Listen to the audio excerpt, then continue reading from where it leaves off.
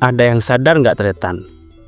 Belakangan kita ini kalau tidak betul-betul memperhatikan seputar informasi yang berkembang di lapangan, maka kita akan terkecoh. Ada yang tahu nggak masalah apa ini? Ayo.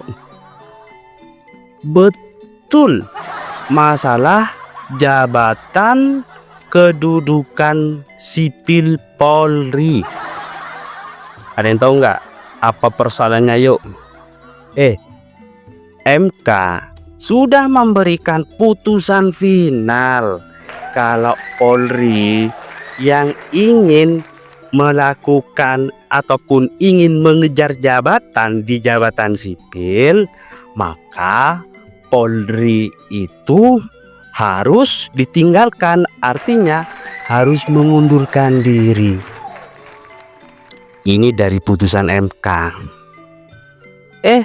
Tiba-tiba ada peraturan kepolisian atau yang kita kenal dengan Perpol. Nah, tiba-tiba Perpol ini berbicara dan membahas bahwa meski Polri punya jabatan sipil, maka tidak harus mengundurkan diri. Berbenturan kan? Dua aturan kepolisian bikin bingung rakyat. Ini yang ngeyel siapa toh? MK apa Polri? Tentu masyarakat yang harus menilai. Nah, makanya jangan lengah ya kalian. Kalian itu jangan lengah. Kita ini tiap hari selalu disusupi persoalan isu ijazah palsu Jokowi. Ada juga isu persoalan bencana nasional yang hingga sekarang masih belum ditetapkan tersangka. Masih belum ditetapkan sebagai bencana nasional. Nah, ini juga menjadi satu hal yang urgent yang harus kita kawal. Nah, perlu diketahui ya Tretan, bahwa belakangan Mahkamah Konstitusi itu telah memutuskan bahwa anggota Polri yang ingin menduduki jabatan sipil harus mengundurkan diri atau pensiun dari kepolisian. Jadi kalau Polri ini ingin mengejar jabatan sipil, mengundurkan diri atau pensiun, pilihannya seperti itu. Putusan ini bertujuan menjaga netralitas Polri untuk mencegah konflik kepentingan serta memastikan prinsip supremasi hukum sipil dalam negara demokrasi. Betul, apa garis besarnya? Menjaga netralitas Polri. Loh, jadi ya Tretan, secara tidak langsung putusan MK ini kalau kita perhatikan, ini benar-benar membela kepentingan rakyat. Seperti itu. Tapi kenapa tiba-tiba di tengah perjalanan kok ada peraturan, tiba-tiba kok ada peraturan kepolisian? Ini siapa yang buat? Ayo ngaku, ayo. Seperti itu. Namun di sisi lain ada peraturan kepolisian yang disikat dengan Perpol yang masih membuka ruang bagi anggota Polri bagi anggota Polri aktif, maksudnya ya Tretan, untuk ditugaskan di jabatan sipil tertentu. Penugasan ini biasanya dibungkus dengan istilah penugasan khusus. Nah, jadi yang selama ini ya Tretan, yang kita ketahui di publik, ketika ada anggota Polri itu menjabat suatu jabatan sipil, maka seakan-akan di internal kepolisian ini itu dianggap sebagai sebuah penugasan khusus. Ya, biasanya penugasan khusus. Penugasan di luar struktur Polri atau atas kebutuhan negara. Jadi dalihnya kata Polri, sendiri ini ketika ada jabatan Polri yang ditugaskan di suatu jabatan sipil, maka dalihnya ini atas nama negara. Ini katanya ya teman-teman. Nah, disinilah letak persoalannya. Jadi kalau kita amati ya teman-teman, antara putusan MK dengan peraturan kepolisian ini memang berbenturan seperti itu. Akar benturannya itu di mana teman-teman? Satu, perbedaan kedudukan hukum. Apa perbedaan kedudukan hukumnya? Putusan MK ini memiliki kekuatan hukum lebih tinggi dan mengikat secara nasional, sementara Perpol hanyalah aturan internal institusi. Artinya secara hukum Perpol tidak boleh bertentangan dengan putusan MK. Polri, dengar nggak? Sabda ini dengar nggak? Fatwa ini dengar nggak? Ya masa pura-pura nggak tahu. Orang hukum pura-pura nggak tahu. Apa? Keenakan, keganjengan. Ya, keganjengan ya. Banyak jabatan ya yang tumpang tindih kan. Ya bagus ini MK ya. Kalau menurut saya ini bagus. Terus perbedaan yang nomor 2 adalah cara memaknai jabatan sipil. MK itu memandang jabatan sipil itu secara luas dan tegas. Itu yang versi MK. Semua jabatan di luar struktur Polri dan TNI adalah jabatan sipil, betul. Seperti itu. Sementara peraturan kepolisian ini ya teman-teman, menafsirkannya itu lebih longgar. Lebih longgar. Kedodoran lah maksudnya ya. Dengan alasan bahwa penugasan tersebut itu bersifat sementara dan demi kepentingan negara. Lagi-lagi bacanya negara. Ketika kita berbicara persoalan negara, maka yang akan jadi korbannya siapa? Rakyat lagi.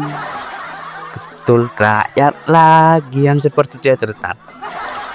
Sementara yang ketiga, ini secara tidak langsung antara putusan MK dengan Perpol, ini ada sebuah kepentingan institusional. Perpol dibuat untuk memberi fleksibilitas organisasi Polri dalam mengisi jabatan strategis. Namun fleksibilitas ini justru berpotensi menabrak konstitusi jika tidak disesuaikan dengan putusan MK. Jadi secara tidak langsung Perpol ini diam-diam menabrak dari belakang dengan putusan MK. Seperti itu. Kenapa putusan MK ini harus diutamakan? Dengar masyarakat, dengar ya. Kenapa putusan MK ini harus diutamakan? Karena putusan MK itu bersifat final dan mengikat. Tahu nggak?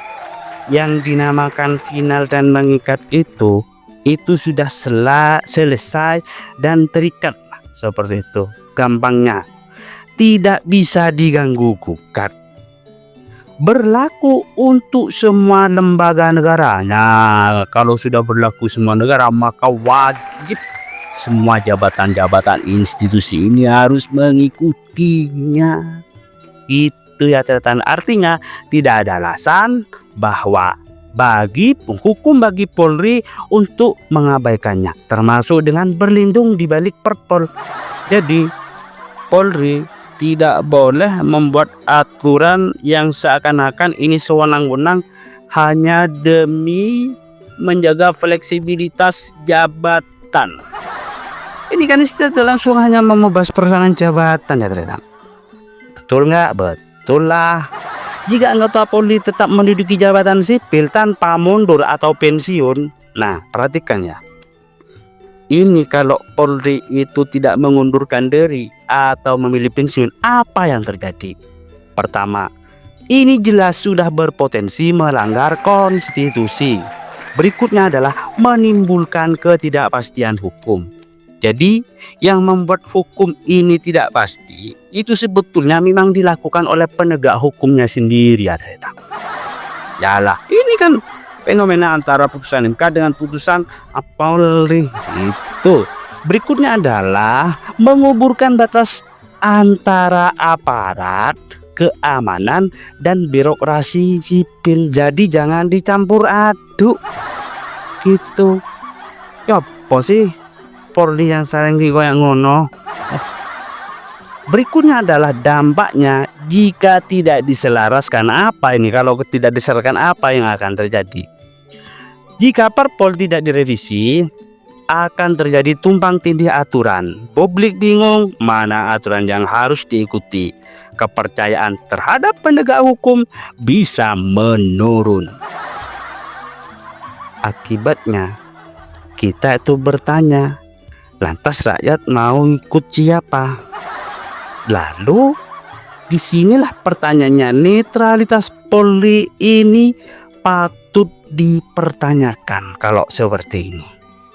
Ya, iyalah, kalau sudah ada aturan MK, kenapa kok sih masih dibuat peraturan kepolisian Perpol? Ya apa sih ini Polri? Jadi gini ya teman-teman, kesimpulannya itu gini. Bentrokan antara putusan MK dan Perpol terjadi karena aturan internal hukum menyesuaikan diri dengan putusan konstitusional dalam sistem hukum Indonesia. Putusan MK harus menjadi rujukan utama dan Perpol wajib direvisi atau disesuaikan. Jadi bukan putusan MK ini yang harus direvisi, tetapi putusan putusan Perpol. Seperti itu. Capek kalau berbicara soal penegakan hukum di tanah air. Kalau berbicara soal hukum, masyarakat itu capek. Kenapa? Karena dari penegak hukumnya sendiri yang membuat bingung rakyat. Loh kok gitu terus? Itu ngada-ngada kaum buah, ngada-ngada apa? Ini kan jelas kan ada putusan MK, tapi tiba-tiba kok masih dibuat peraturan kepolisian. Ya posisi ini ibaratnya kata Menteri Pertahanan itu ya, Menhan itu Pak Syafri Samsudin ya, cerita mohon maaf kalau salah, yang mengurusi tentang keberadaan bandara di Morowali. Morowali betul. Bapak Syafri tegas ini ya, bahwa tidak boleh ada negara dalam negara. Paham kan artinya? Ya sama kayak gini. Ada aturan di dalam aturan. Ya apa sih maksudnya? Masa kita jeruk makan jeruk? Itu. Ayolah, jangan bikin bingung rakyat. Mestinya pejabat-pejabat ini, terutama dari penegak hukum, itu harus membuat dingin rakyat. Terus dan apa cara membuat dingin rakyat? Ya mereka itu harus dilindungi, harus diayomi, bukan disakiti. Ini kelakuan siapa sih? Iya, kelakuan Pol, ya itu tuh. Itu ya. Ini gimana ini? Rakyat mau ikut siapa ini? Kalau ada aturan yang sudah mengikat tetapi masih dibuat aturan lagi. Ini kan seakan-akan Polri ini memberikan sebuah sikap pemberontakan terhadap hukum itu sendiri. Ibaratnya kakak sama adik ini kan tidak akur. Mestinya kan kalau yang muda ini harus menghormati yang tua, sementara yang tua harus menghargai yang muda. Loh, yang ini beda. Yang ibaratkan yang Polri ini yang muda, terus MK ini yang tua, tetapi yang Polri ini harus mengikuti yang MK ini seakan-akan harus mengikuti yang Polri.